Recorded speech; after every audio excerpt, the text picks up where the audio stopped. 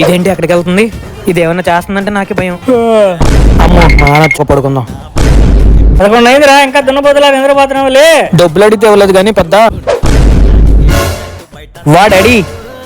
ఆహా, ఈరోజు ఏదో ఇంప్రెస్ చేసి ఆ డబ్బులతో ఐఫోన్ కొనిచ్చుకోవాలి. అమ్మో నా కాళ్ళ మీద ఉడుస్తామ్మా.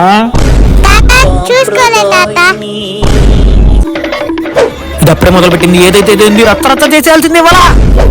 అమ్మ హాల్ మొత్తం తను పని చేసేస్తుంది. వంటగది చూద్దాం.